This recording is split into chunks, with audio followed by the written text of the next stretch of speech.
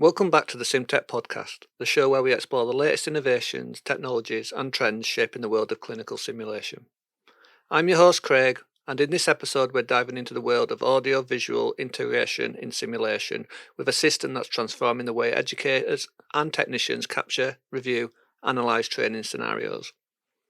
Joining me today is Andrew from Scotia, a company that specialises in SMOTS, an advanced video and audio system designed specifically for healthcare simulation. We'll be discussing what SMOTS is, how it works, and the way it enhances debrief, feedback, and the overall training effectiveness. Whether you're a SimTech, educator, or just curious about the role of AV in simulation, this episode is packed with insights you won't want to miss. So let's get started.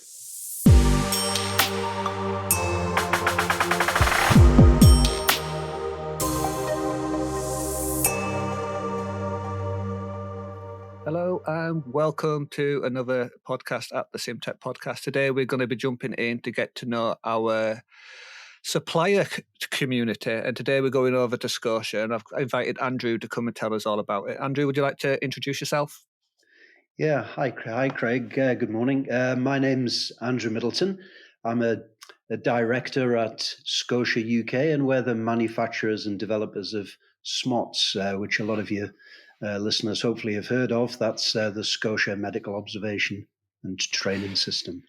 Yeah, I mean, I probably fell guilty of this a little bit. Sometimes it's easy to mix SMOTS with Scotia because I think maybe SMOTS is from our perspective, SMOTS is the tool that you use, and people just refer to you as SMOTS. Do you do anything else that's not SMOTS?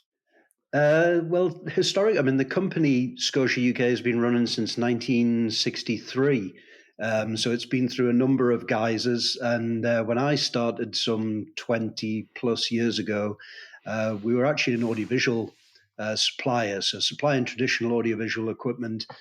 And Gordon McLaughlin, my colleague, almost went out on his own, really, and started develop SMOTS as a solution for healthcare specifically, really just to fill a gap that some of the audiovisual solutions weren't fulfilling properly, I should say.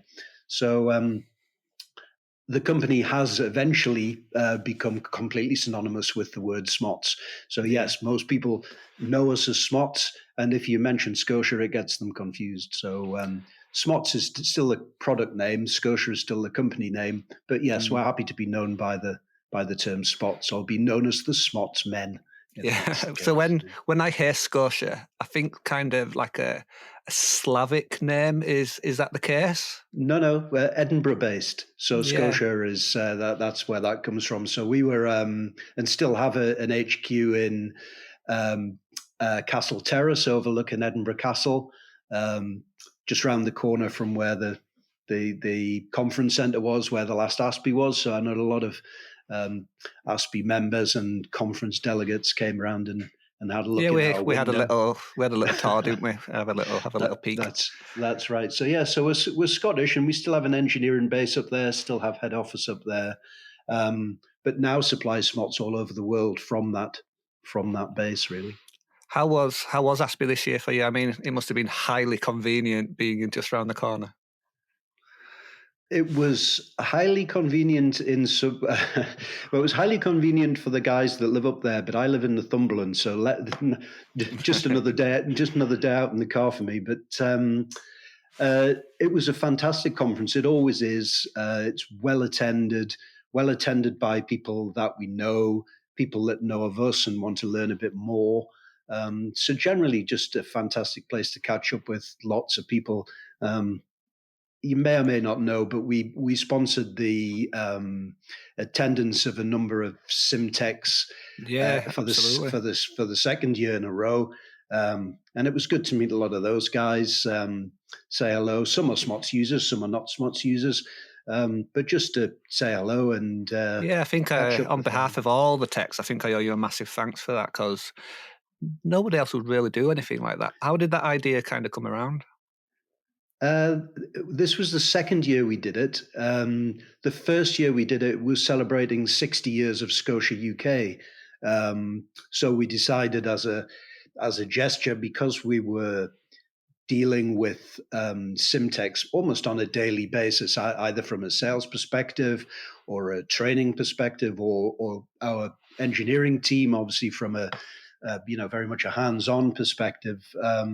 We thought we would like to do something for the Simtex specifically, because often they're the neglected parties when it comes to these events. I mean, they're vitally important for Simtex to be fully conversant with the technology that's available today, but not often funded from their employers, or not often just having the time available to come. So that was a gesture on that basis. And Is the second year, is there a third year in the pipeline? Oh, it's difficult because we're a very small business, shall we say? yeah. There's 12 of us, 12, 13, I think maybe at the moment. It does vary from time to time, but we're a relatively small business. There are some very big players in the simulation manufacturing arena, shall we say, and we're working with ASPI to come up with other routes to achieve the same thing. So we'd like to do it, but without putting too fine a point on it, it can be quite expensive. And I think 2 years with the onus on us is perhaps time for a look and see if there's an alternative way to fund it. Do you think that any other company would like to maybe take on the same kind of idea? Or is that what you're alluding to? I would like to think they would, because ultimately it's to everybody's gain. It's to the simulation community's gain. It's to all the manufacturers, all the exhibitors. So maybe the best way to put it is we would like to see a fair distribution of that cost being attributed to everybody that gains a benefit from exhibiting there. So that's a very political answer. Yeah, and I've got to thank you for probably the best thing that came out of ASPI 2024, and that was the SMOTS Cup. I mean, they went down like hotcakes, didn't they? I mean, it was all over the WhatsApp group. It's like, quick, SMOTS are giving away free cups, and then all this horde of people just queuing up. Yeah, we liked, again, it was something memorable for the conference, because obviously this year it was in Edinburgh, it was our home. So again, that contributed to the fact that we really, again, wanted to do something significant. So the cups went down really, really well. We've still got a few left, and we tend to give them out with demos, and when we're going just visiting people generally that we know. So contact us for a demo, and you might be lucky. I might have some cups left. I use mine every day. It's just so well built as well. Maybe I'm easily impressed. Lifetime warranty, I believe. Yeah, well, there we go. All right, Andrew. I feel we drifted a little bit. I want to know a little bit more about you. What was you doing before you got into SMOTS or Scotia? I'm approaching potentially the far end of my working life. So I started a long time ago. I used to work for a company that did broadcast hire. So the hire of broadcast video equipment, really, that's where I started off some 40 odd years ago. From there, I got into video production, audio production. I used to cut 1/4-inch tape with a razor blades. That's how old I am. And then from there, I decided that lugging equipment around was possibly more difficult than I required. And I saw the salesman with money and cars, and I thought, oh, there's a job. That'd be nice and straightforward. And to be honest, I've been selling now for the past 35 years, I would say. And when I joined Scotia, I joined to look after the AV product, doing some real sort of product development on new products that we took in, things that were slightly different from the everyday audiovisual product. So I had, a background in video editing and networking and computers and lots of things. So I guess eventually, when the SMOT side of things took off within Scotia, it was natural to move and start to sell SMOTS rather than traditional AV. And then the business changed really over lockdown. And we decided at that stage to concentrate 100% on the healthcare side. So AV really went by the wayside. And then, and now, as I say, we're 100% SMOTS. And I'm involved right the way through from pre-sales to post-sales training and everything in between. So it's interesting, and I think that's what I've always looked for in work is something that wasn't just straightforward. There was a bit of challenge to it and a bit of general interest and a bit of development. Yeah, I mean, while I'm listening to your CV, I feel like you're almost describing what I look for is for a sim tech. If I was hiring for a sim tech, you're saying all the right kind of buzzwords to me. Where you're looking at audio, you're looking at visual, all these kind of things are the things that I struggle with in my day-to-day life because it's the training element, because most of us just come in with no experience and all the things that you're saying is like, I struggle with that, I struggle with that, I struggle with that. It is difficult. I mean, as a teenager, I was into photography. I always wanted to be a photographer. I then wanted to be a cameraman. Those were all the things really that drove me. When I got into hire, it was good because we were using the equipment and playing with the equipment, but you know what I mean? You could get your hands on things that you couldn't afford to do yourself and muck about with them. So I guess that's where lots of people's interest in whatever line they end up in, develops that way. And as I say, I went through the production side. I thought that having a background in video production and using the kit and setting the kit up would give me some advantage when it came to selling it, and it undoubtedly did, because there are plenty of salespeople in the industry that I've met over the years that have really no interest in the kit. They have more interest in the sale. Whereas I think the way SMOTS is sold, it's far more of a consultative sale. It's not a foot in the door. You're going to buy 15 of these or 20 of these. It's more a case of working with the customer to develop something that's going to suit their requirement, whatever it would be.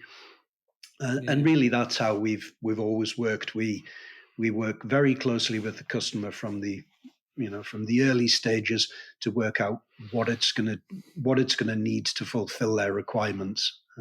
It's a far more satisfying way to work. Yeah.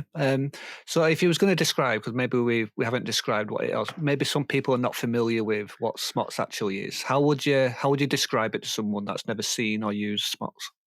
Okay, well, SMOTS, as I say, it stands for Scotia Medical Observation and Training System, and it's a system that has evolved really over the last 20 years.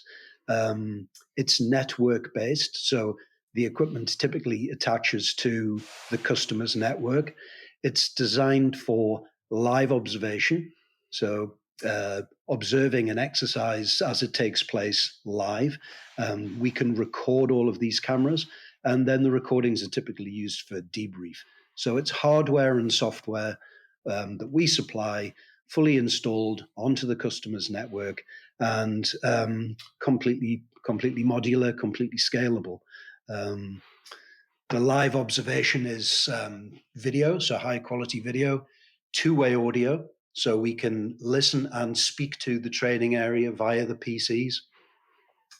As I say, everything's recorded, and because the recording is taking place on the system live, using the same software, we can watch what's happening live and immediately flick to playback of anything that's happened from any of those cameras. So ideal if you're in a situation where you need to specifically hone in on things that are happening, maybe to alter the procedure or to alter the sim, but it's completely dynamic. And it's not one system doing one thing. It's one system doing any number of things. So you could have several simultaneous exercises taking place, several completely different groups all working in their own environment, doing their own thing, using a single SMOT system. And as I say, completely scalable, whether you want one camera in a room or you've got an entire suite of rooms within a big simulation facility. And you mentioned that it's on the network. That might scare a few people off, mainly thinking very selfishly from an NHS perspective, because we're not on a great network, and we have a lot of difficulties dealing with IT. And how do you kind of manage that situation for customers? Okay, so the simplest way to suggest it is that you can be off network. So you can use SMOTS completely privately on a tabletop, as I do for all of my demos and sort of live demos and live exhibitions and things. But the flexibility of the system comes in being able to communicate across distance. So imagine you have a classroom, a control room, and a training space that might be anywhere within your environment, whether it be a different building or the same building or a different campus, different geographical area. You will have a network that covers your organization. So by using that technology, we don't have to rebuild that connectivity, but we can give you the ultimate flexibility to do anything from anywhere. So the power of being in a lecture theatre and be able to watch what's going on in a clinical space or in a training room at a different part of the building, or indeed to share that image over several PCs in several different locations. So you've got students watching from everywhere. That's really the power of being on the network.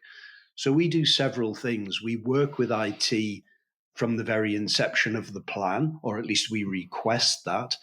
We always suggest to the customers that they involve IT at the early stages. And the fact that we've got literally hundreds of NHS installations and literally hundreds of university type installations. We are Cyber Essentials Plus accredited. We have engineers working on site with network teams every day. Just suggests that it's doable, but you need to be organized. There's no point in ordering kit and then getting it delivered, getting our engineers to site, and then suddenly springing it on IT that we want to connect to the network, because that's a recipe for disaster. So the key is to get people involved early. We'll have as many pre-sales technical conversations as necessary, so that when we arrive on site, we have the information that we need and IT have the information that they need.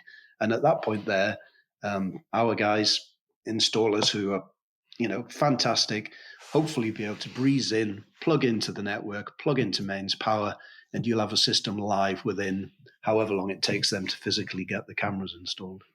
Yeah. Is it easy to use once it's all established? Would a non-technical, maybe a clinician or a doctors, nurses, be able to figure out how to work it?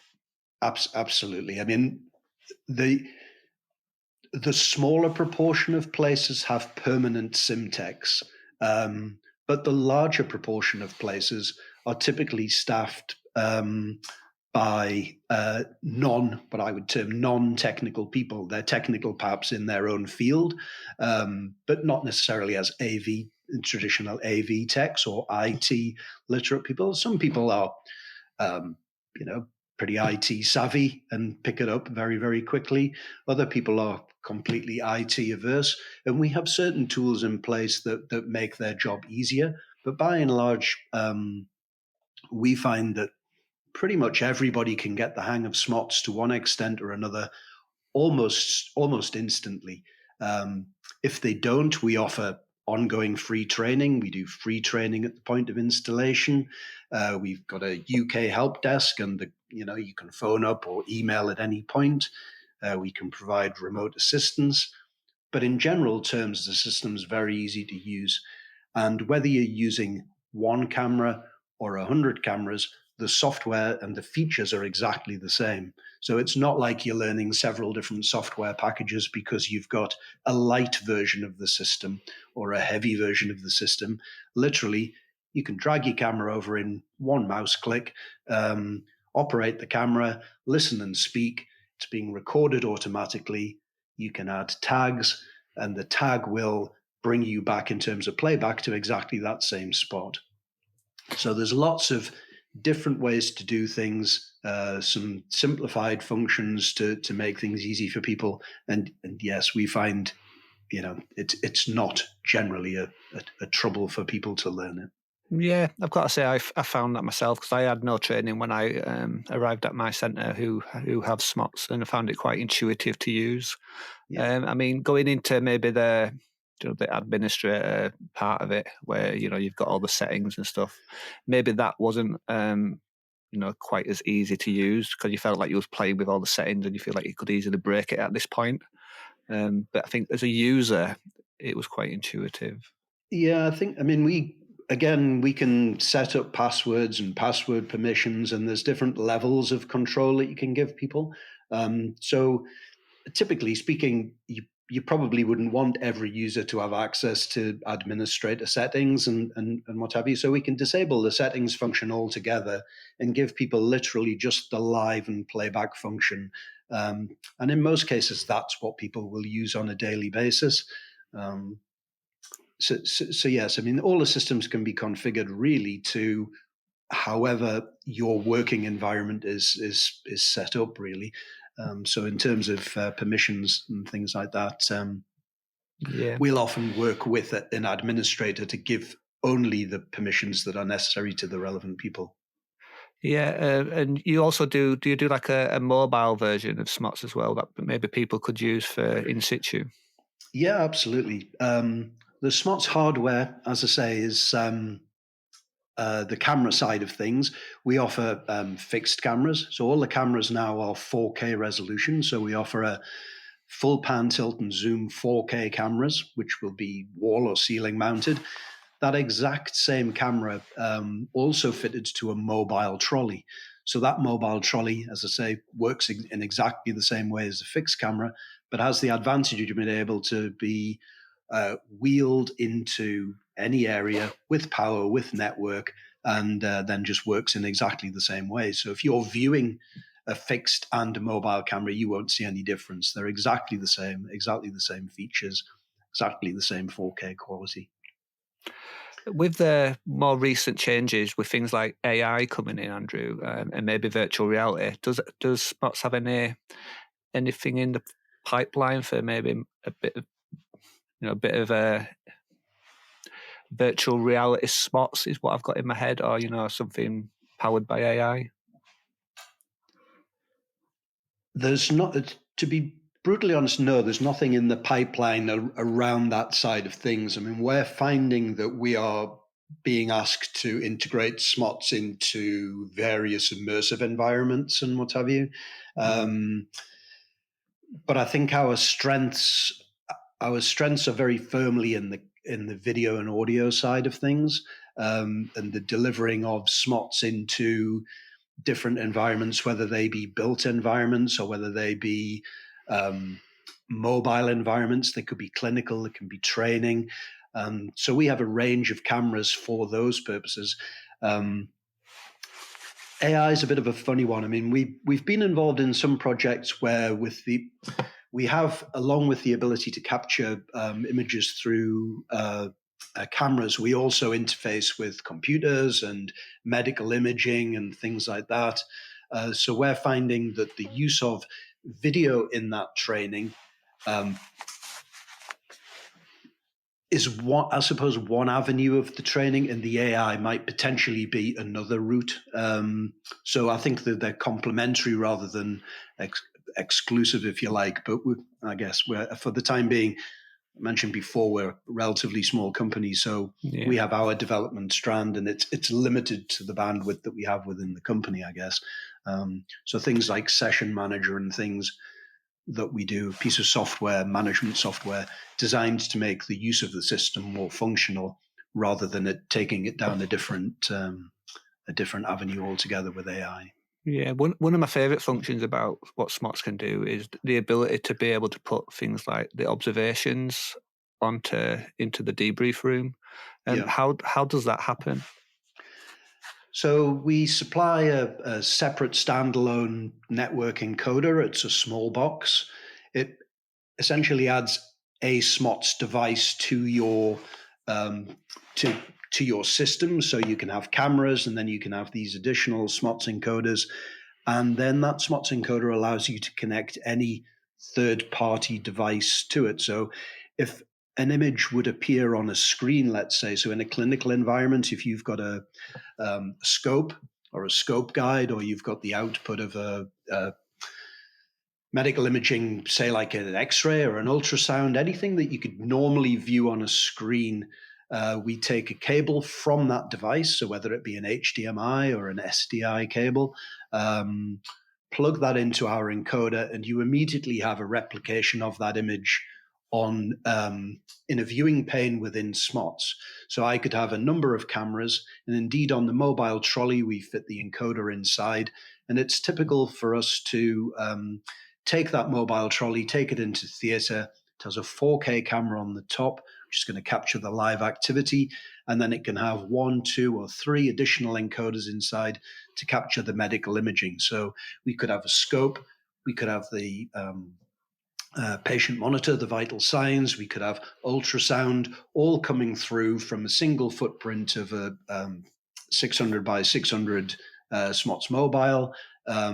We could have all those devices, and the viewers in the viewing room could be watching the 4 images, all from the medical imaging and from the live camera. Two-way audio, as I say, is standard.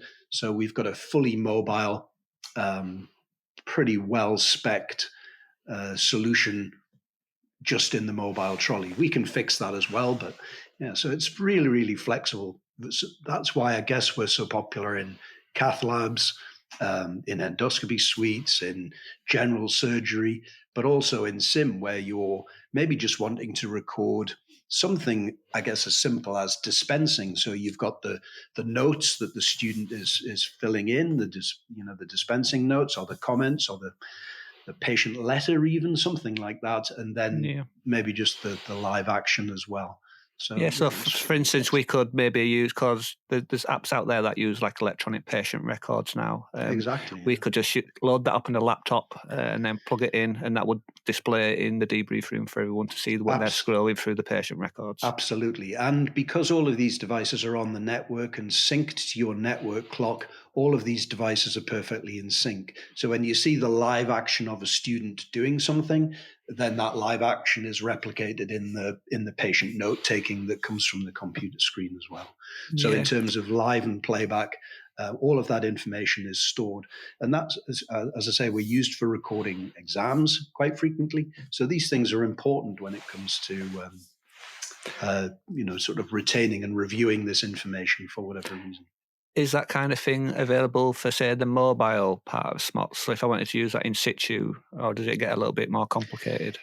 No, we offer, as I say, we can put these encoders within the trolley, and that has flexibility because it's all really connected and ready to go.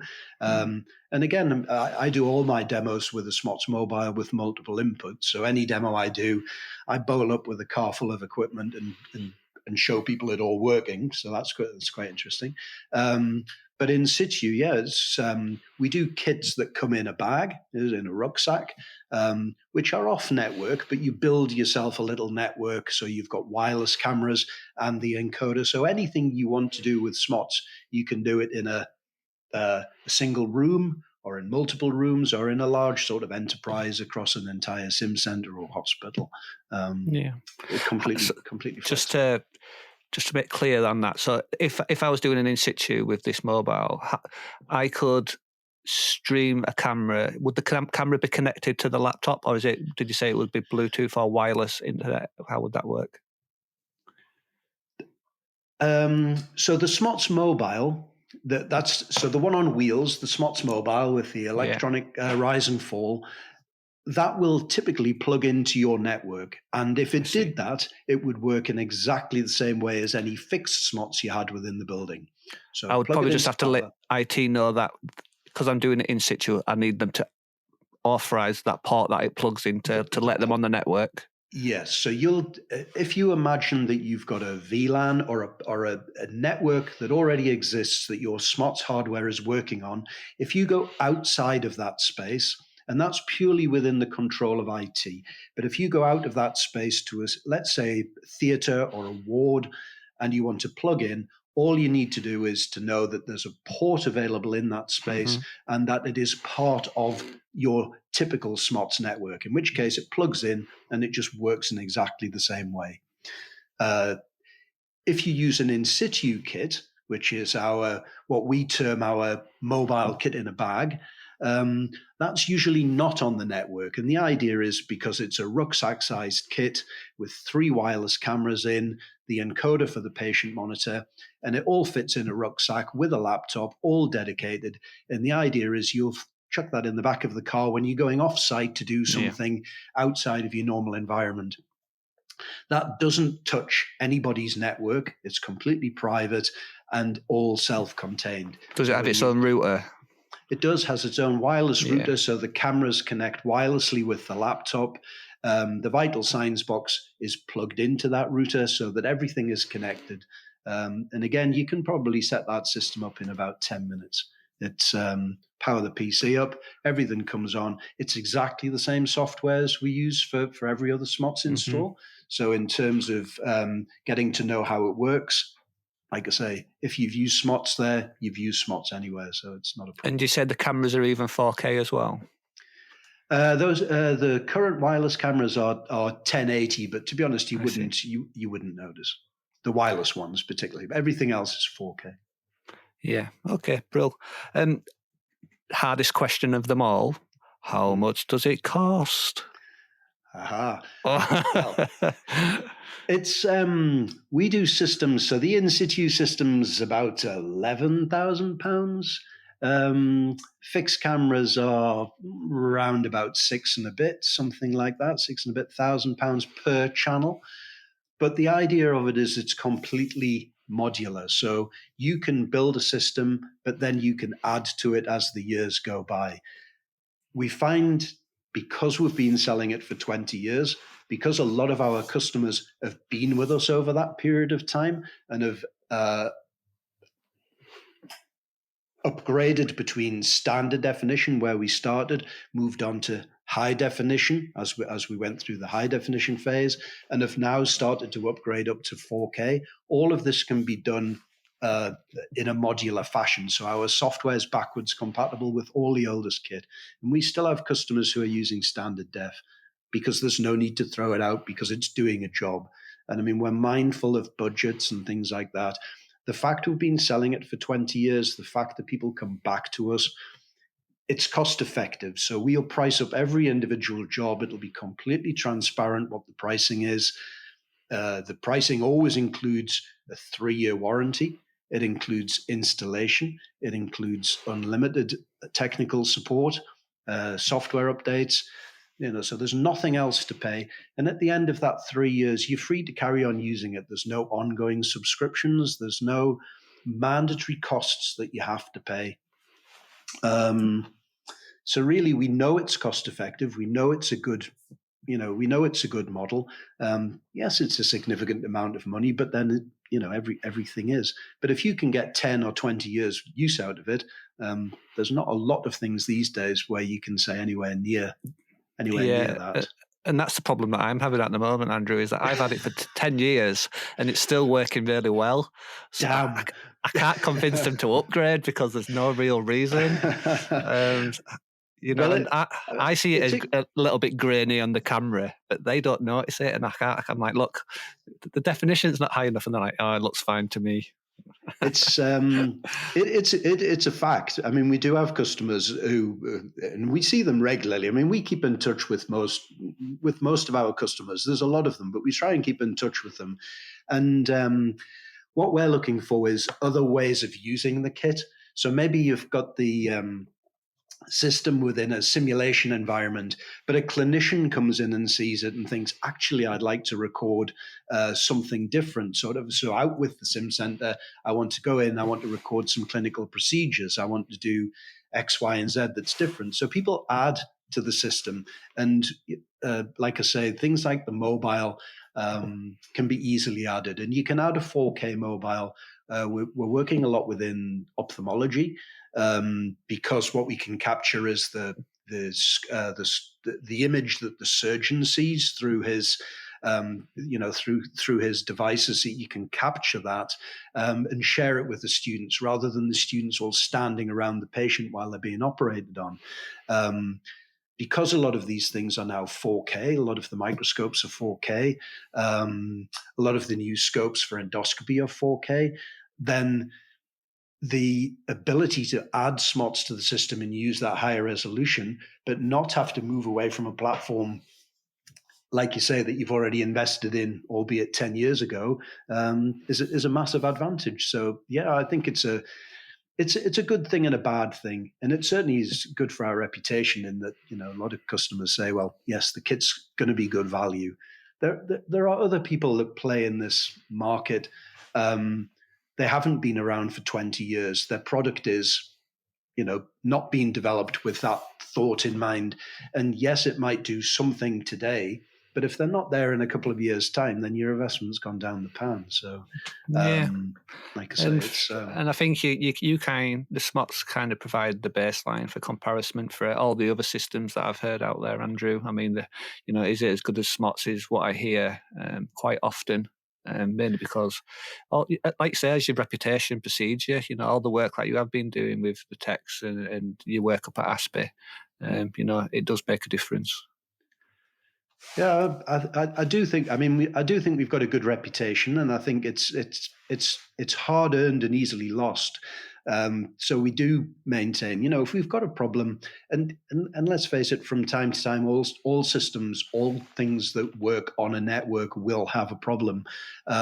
It's not always our problem. It's not always caused by our tech, but sometimes it can be. But whichever way, we'll work with the customer if they have a problem to get it solved. So, all of those things do stand us in good stead. I do think we've got a good reputation, and that's from right the way through, from the installers through to the guys that do the after sales tech support. I think generally we're quite well thought of. I would hate to think anybody didn't think. No, like you say, there's very few problems that I hear about SMOTS. I think the main problem that I hear is when the cameras stick. Where you've got to do a little bit of a hard reset with them, where you've got to pull the little black cable out of the back. That one crops its head up sometimes in the WhatsApp group. I mean, there are a few, but I mean, like, again, I think sometimes the age of these cameras is sometimes the question. But I mean, again, they've all had a 3-year warranty, so if they're within warranty, somebody will deal with it. If it needs a reset, I suppose it's a bit like your computer going into a blue screen mode or something at some stage. These things happen and you can't really explain them. Teams will lock up, you'll lose your audio. Exactly.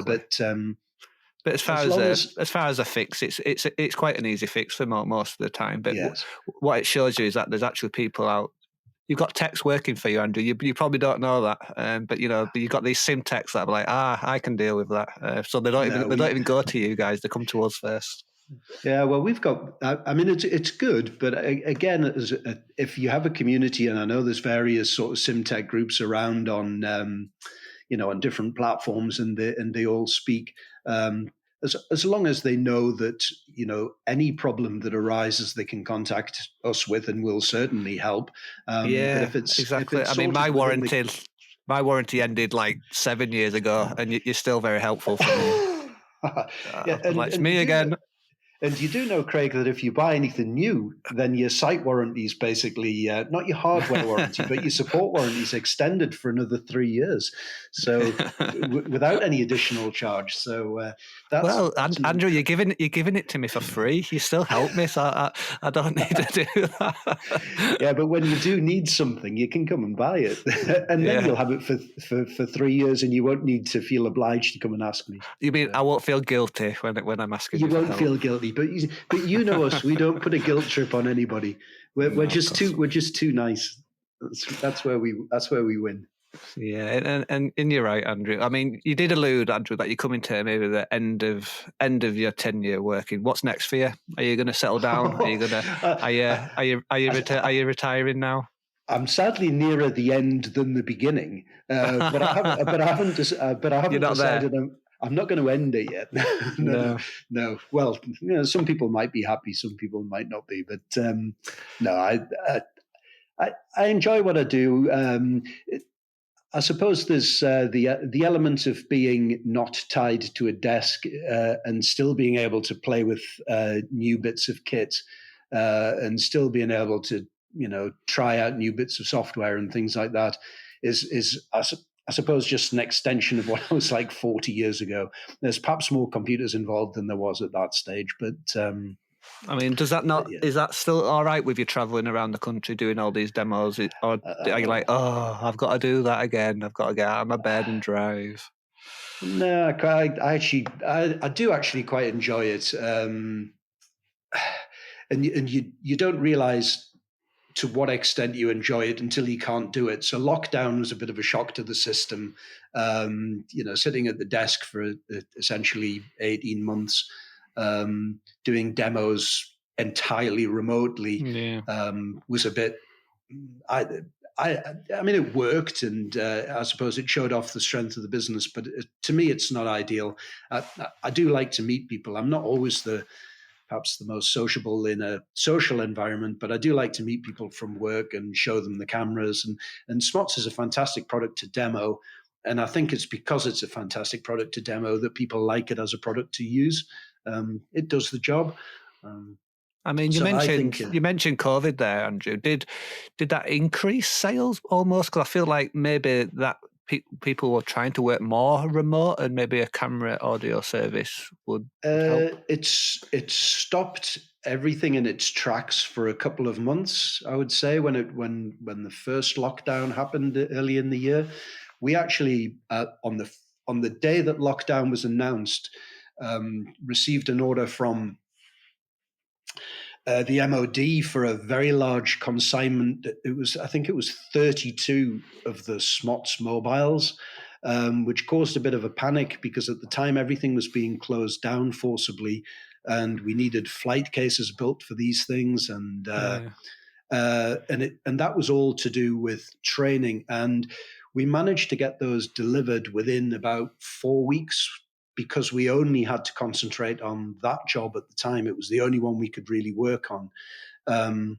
And they were immediately deployed for training of teams to go away and do vaccinations and things. All right. So once we got over the initial shock, like everybody else, of things being closed down, we then spent a lot of time repurposing the existing SMOTS that was in simulation areas, generally taking it out to provide additional bed space in the hospitals. Then we equipped some of the Nightingale hospitals with SMOTS to be used as training spaces. So there was a big sort of swap over of kit. So really the NHS side of things ramped up as people realized that you could use the SMOTS that you had or SMOTS that you could add to deliver training to smaller groups in different spaces, because obviously we've never charged for our software solution. So you could have lots of small rooms with PCs, with the software, watching the same set of training going on in one space. So you could get over the large group sort of issues and things like that. It did knock back some of the university installs because, again, the universities had to really radically rethink the way they taught. So some of those things were held back. But in general, it was actually relatively good for business, as I say, apart from the fact that we couldn't get out and about. I mean, but it just shows you about reputation there, Andrew, doesn't it? I mean, how do the military, know that SMOTS even exists if you're saying, look, we're just mostly clinical? I feel like maybe NHS doctors, nurses have almost recommended you to the military, and they've gone, we'll take that recommendation. There's a lot of doctors within the NHS are effectively working for the MOD anyway. I mean, places like sort of locally, like James Cook, they have quite a lot of people who work in both for the military and their MOD staff, but the NHS staff as well. So yeah, I mean, all of our SMOTS works via word of mouth. We do very little public advertising, for want of a better description. We attend the trade exhibitions, we visit customers. Customers move around, they change the organization that they work for and take the message of SMOTS with them if they've had a good experience. So yes, the guys that I work with down in the military medical side in York. I met them through Strensel. Yeah, Strensel. Because they have I think I've seen it actually because I was in the military for a while. Right. And they have I think it's like an ambulance, the back of an ambulance in one of the buildings. And I think they have a massive training center at Strensel, big warehouse-sized space, and fully kitted out with SMOTS. They have a lot of mobile SMOTS, but yeah, I mean they do lots of training. We deal with the MOD in various sites. We deal with the NHS, obviously. We deal with higher education, technical colleges, T-level sort of training levels. We also work slightly off the medical side with criminal justice and social services, because SMOTS is ideally suited for recording of interviews and that type of sort of remote, straightforward interview recording, as well as high fidelity medical training in operating theatres or ward spaces. So it lends itself to lots of different applications, and that's what keeps it interesting, I guess. All right, Andrew, we're coming nearly to the end of our time. What is the best tip or things that people don't know about that you know about? Is there any kind of secret that you love so much, but I wish people knew about that? What's the favourite thing about SMOTS? The favourite thing about SMOTS? Okay. I'm quite keen at the moment on our version 3 of Session Manager software. Again, free piece of software. Customer provides a host PC, can be a virtual machine and some storage. But on a simple scale, it allows users to check in through a browser and retain their video clip without going near the traditional control center software, and be able to review that clip themselves, again, through a browser. But on a larger scale, we can program entire schedules of OSCEs or multiple simulation sessions. So one of the banes of the Simtex life is OSCE week. Faculty come and say, I need the video from student X. I think he was in room 3, possibly around about 2:00. Nobody has any idea. And then everybody does that, and there's 100 videos suddenly to export, and your poor Simtex getting pulled left, right, and center. And Session Manager, we can potentially do all that automatically for you, put the onus on the faculty member or the student to log in and log out of any particular environment themselves. So I can show people Session Manager remotely if anybody's interested. As I say, it's free if you're under support at the moment. It's not free to me then. Is that what you're saying? We'll sort that out, Craig. We'll sort that out. If you can get up to version 19 software, then it's free. And it's free. But I can show you it anyway, and then if you like it, then we can sort something out, I'm sure. All right, Andrew. If people want to contact you or learn more about Scotia and SMOTS, what's the best way of getting hold of you? Well, the generic email is enquiries@smots.org. Anyone at Scotia UK is their full name. Scotia. So Andrew Middleton at scotiauk.com. So they can contact anybody at Scotia using the same format. So yeah, just give us a call, get in touch with us, and we'll more than happily discuss a project, particular application, a problem, come out and do a demo for you. And like I say, we strongly suggest that if you're looking at an audiovisual system of any kind, call the people out, ask them to do a demo on site, and ask them as many questions as you like. And like I say, we're happy to come in first or last and show you what we have. Yeah, brilliant. All right, Andrew. Well, thank you for joining me this morning. It's been great catching up. Thank you very much, Craig, for the opportunity. I hope it's interesting for people. Yeah, well, thank you very much. All the best. Have a good weekend. Yeah, grand stuff. Cheers, Craig. And that wraps up another episode of the SimTech podcast. A huge thank you to Andrew from Scotia for joining me today and giving us a deep dive into SMOTS. It's clear that having the right AV system in place can make a huge difference in simulation training, from improving debriefing to enhancing the overall learning experience. If you enjoyed this episode, don't forget to subscribe, leave a review, and share it with your fellow SimTechs and educators. And if you have any questions or topics you'd like to cover in future episodes, please get in touch. I'd love to hear from you. Thanks for listening, and I'll catch you next time on the SimTech Podcast.